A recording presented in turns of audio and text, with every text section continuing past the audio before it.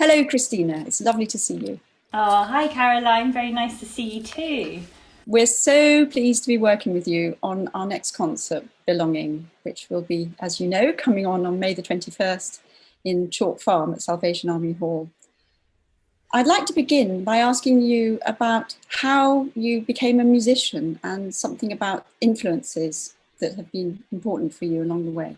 Yeah, gosh, there's been so many influences. I started when I was quite young, just playing the piano, sort of a very classical musician, and I kind of went through all the sort of phases of going to a Saturday school at the Birmingham Conservatoire, and then a specialist school, and then conservatoire training, and I did my masters. So I sort of all very performance based, and kind of, especially in my last kind of few years in training, it sort of started to make me think, gosh, how am I going to make this a career? I think I always knew that this would be my career. I didn't really see any other kind of alternative, although I did do gymnastics for a short time. Well, for when I was young, I trained quite seriously in that, and I think in some ways that actually helped me physically to have a bit of strength, and also just the kind of discipline that you learn with that. And I was doing that from quite a young age, but there came a point where it was that or music, and I just loved, as soon as I started playing the piano, I just loved playing. And then there have been so many influences along the way, but I think in particular I've worked a lot with sort of contemporary composers, and that has had a really big kind of impact on me, just finding different ways of working, and also just being part of current music. I think it's really, really important to sort of be, when we look back in history, we've almost kind of got the highlights, and that we can see what's, what made romantic music that, or what made Baroque music that. But that, there's also these times in history when people are working out things like, where do we go next from here? And you have that especially at the beginning of the 20th century, when you had this almost oversaturated sort of sound from romantic composers, and then moving into the 20th century, where do we go? And actually a lot of like American pioneers like Charles Ives or Ruth Crawford Seeger were kind of reacting in quite a strong way, and I think at the time their music was not well received, and Charles Ives used to have people come up to him in the streets and beg him not to compose, but fortunately he was also a millionaire insurance broker, so he was able to keep writing. And it's those moments in history which kind of really intrigue me, because it's sort of the workings out of where do we go next. So working with current composers, whether they're more established or younger, it's just really interesting to sort of get involved from that perspective. And even if pieces are not going to sort of be definitive masterpieces of this time, sometimes they are, but it's great to be part of that process, and so I really enjoy that. Fantastic. We met at a concert where it was a Peggy Seeger concert, and you were playing piano music by Ruth Crawford Seeger, her mother, one of the composers you've just described. Can you tell me about your relationship with women composers, and particularly when you were at the Royal Academy? Was that something that was an important part of the music scene then? Yes, absolutely. I mean, you sort of grow up, well, certainly I did, and like musicians grow up, there's just, we have male composers is kind of what it is, that's what you learn, and certainly what I did anyway.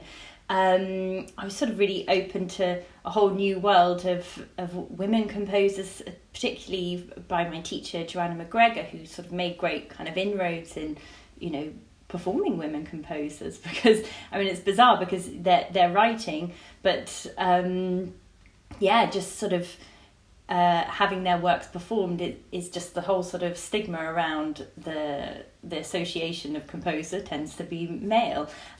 So that's a sort of another thing which is kind of, it's changing in the last sort of even sort of 5-10 years. I think it's changed, but there have been previously sort of women's organisations to try and further women composers, and it has to be followed through. It can't be a trend thing. It can't be just sort of, a program here to help certain. It has to keep continuing, and you have to work at that, because also, and I like the mentality of it anyway, regardless of the gender. I think just the mentality of seeking out different works is really important. So it was Joanna McGregor, my old piano teacher, who introduced me to Ruth Crawford Seeger's music, and it was really I found her fascinating and really inspiring as a person and as a composer, and her life in particular, the way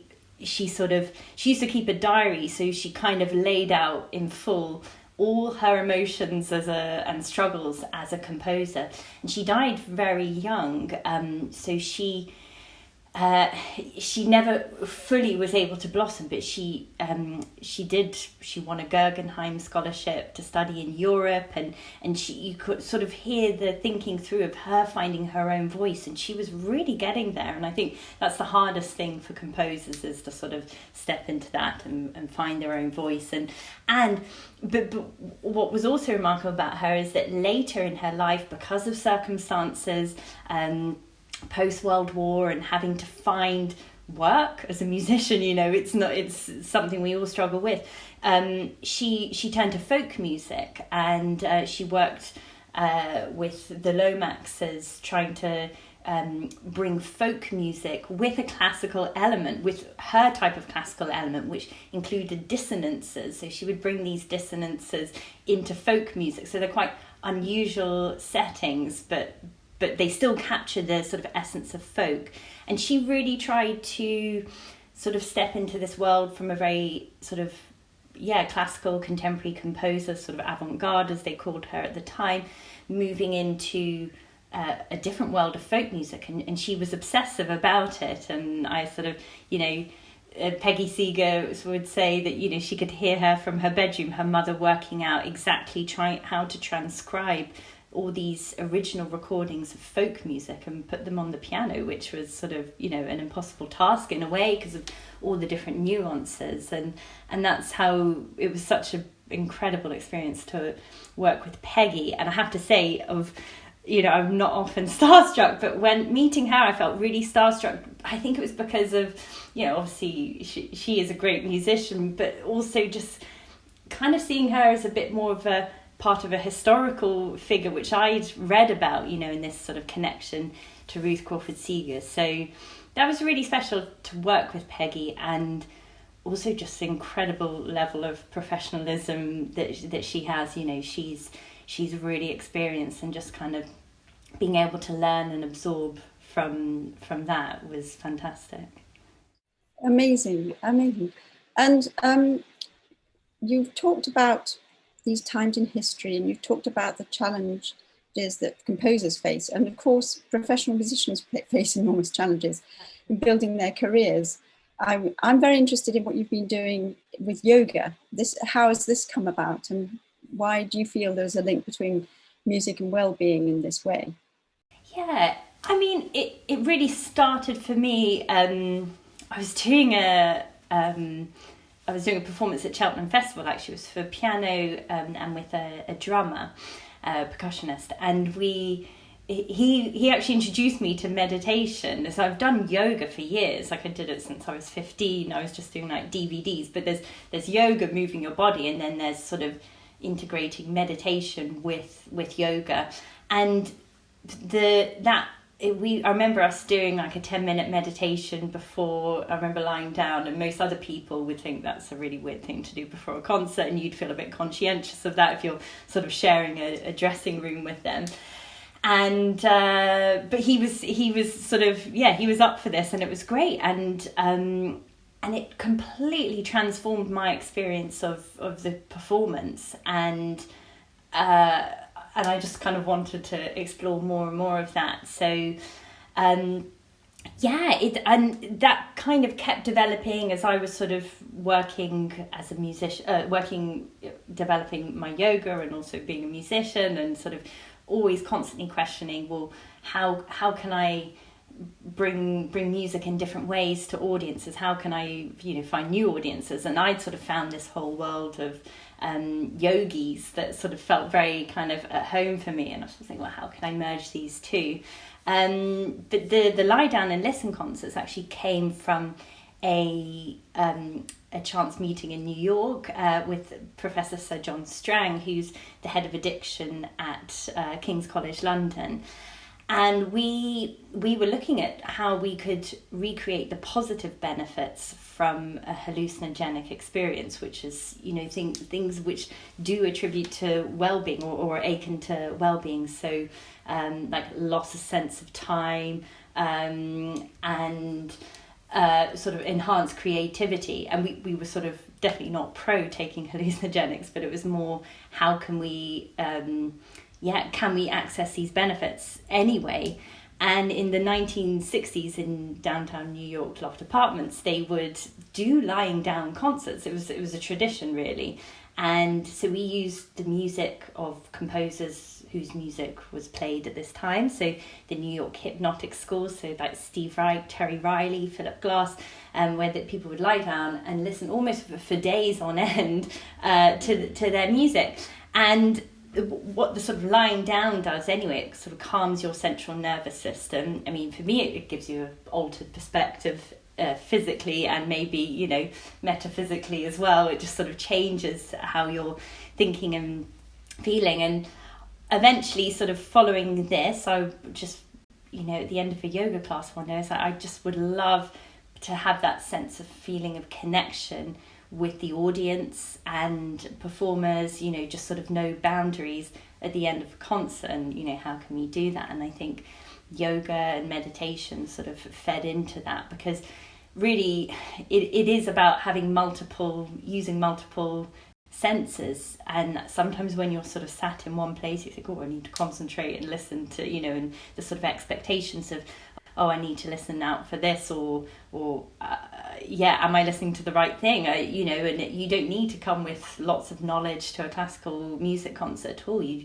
just need to let yourself be engaged. And I think that's with the body and the mind and, and your heart as well, just sort of being open. And I think the yoga and the meditation and the lying down just helps you get there. Fantastic. And so you are now the pioneer of these wonderful lying down concerts, which we hope will be able to begin again not too long hence. Exactly.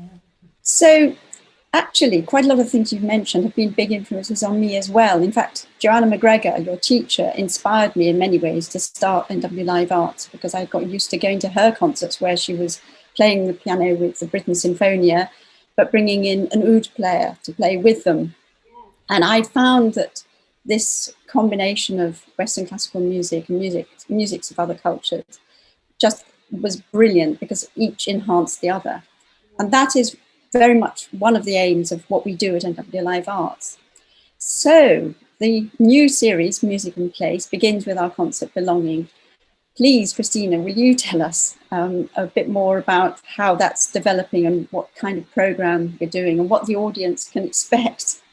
Yeah, well, I think, the audience can just come and expect that they're going to be given like a full oral experience, I think, in terms of like sounds and just like different moods in general across the program. I mean, you can come if you don't know classical music or even sort of music for oud. It doesn't need, because what we're doing is we're kind of merging the sounds. So, for example, we've done a piece by Eric Satie, and we've kind of integrated the different instruments, the lute and the oud, and percussion on that.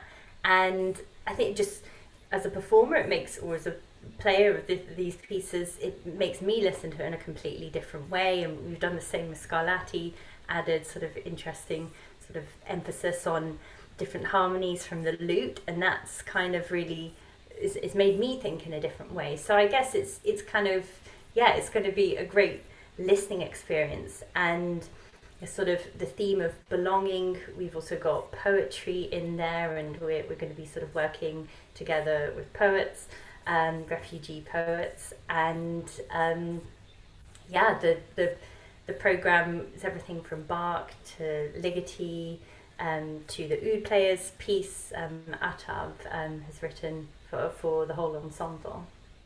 That's right. It's very, very, very exciting. And of course, we're about to introduce you to the poet writers as well. And they are writers from Freedom from Torture's program, Right to Life. It began as a therapeutic program. It is a therapeutic program, but it's an opportunity to welcome refugee writers as artists. So it's an interesting new collaboration. Are you, how do you feel that's going to work well with musicians? I think I love the concept, and it's sort of one of the things which made me really excited about working on this, and sort of just, you know, words can be so powerful, and I think poetry in particular, because, you know, it's just like pure expression and how we work with that. So I think having those words and having new ideas just again gives another perspective, another dimension to the concert. And I think, you know, I can't wait to hear more of what the poets have written, and just how that affects, you know, and affects how we listen, and it will do. So it's really exciting. Oh, that's lovely. Thank you, Christina. I'm glad you share my passion for the mix of words and music. So finally, after COVID and lockdown and a very difficult time, how are you looking forward, and what do you think it's going to be like coming back to doing live concerts? Gosh, it's so exciting. I mean, even at our first rehearsal yesterday, it was quite a shock to sort of be with other musicians, and just really, really nice. And, you know, that in itself kind of brings a sense of belonging. So it's been really great. It's really exciting, and I just hope we can kind of maintain this value of the arts, because you know, I'm such a massive believer that the arts is there for our well-being, and, you know, we're turning more and more to well-being. And I don't mean in the sense of sort of you know, it's that idea of belonging as well is part of our well-being. It's, you know, being able to contribute. And I think that's been the hardest thing for musicians and, you know, certain performance artists. They haven't had that sort of feeling of being... it's so easy to lose a sense of well-being when you lose your sense of identity, when it's so tied up in giving something, and we all need, as part of well-being, to give. And if we can't do that, then sort of we suffer as well as those who get to sort of experience it. So I think that there's going to be, you know, very optimistic, but that we're all going to kind of have an enhanced sort of sense of what's important. And I think a lot of reflection has taken place over the last year, and people sort of making shifts and changes, and, you know, what is important. And even the sort of connection with nature, I think, has been something which everyone has collectively sort of acknowledged, and that is really important as well. So I think the future looks bright.